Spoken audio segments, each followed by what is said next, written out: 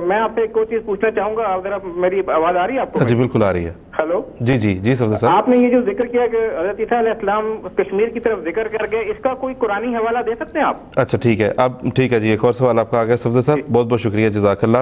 ہاں جی جی محمد صاحب. یعنی ایسا جیسا آپ نے بتایا ہے ابھی, ہمارا یہ عقیدہ نہیں کہ جیسے یہ سمجھے ہیں اغلباً, ہماری کسی بات سے غلط فہمی ہوئی ہے کہ جیسے حضرت عیسیٰ کو اتارا گیا تو اسی وقت ان کی وفات ہوگی, بے ہوشی کی حالت میں اتارا گیا تو وفات ہو گئی, گویا وفات ان کی صلیب کے نتیجے میں ہی ہوئی.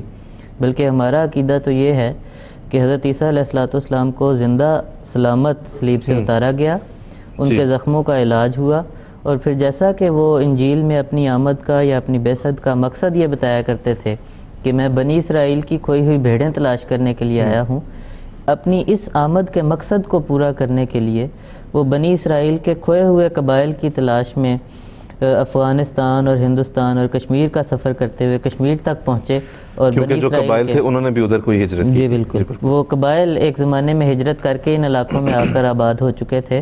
تو حضرت مسیح موعود علیہ السلام نے اس بات کو قرآنی دلائل سے, انجیل کے دلائل سے, احادیث کے دلائل سے اس بات کو ثابت کیا ہے کہ گویا حضرت عیسیٰ علیہ السلام نے ہجرت کر کے کشمیر کے علاقے میں آ کے طبی عمر پا کر 120 سال کی عمر میں وفات پائی.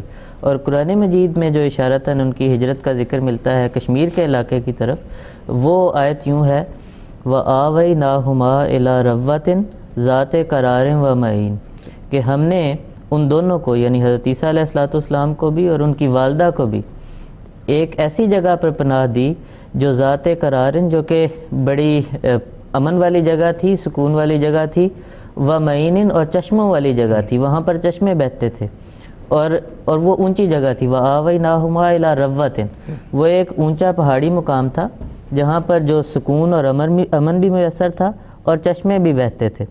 تو گویا قرآن کریم میں بھی ان کی کشمیر کی ہجرت کا ذکر موجود ہے. تو اس کے علاوہ حضور نے اس کے بے شمار یعنی انجیل سے بھی اور تاریخی حوالہ جات بھی دیے ہیں, وہ ہمارے آج کے پروگرام کا موضوع نہیں ہے. بالکل ٹھیک ہے, بہت بہت شکریہ محمد صاحب.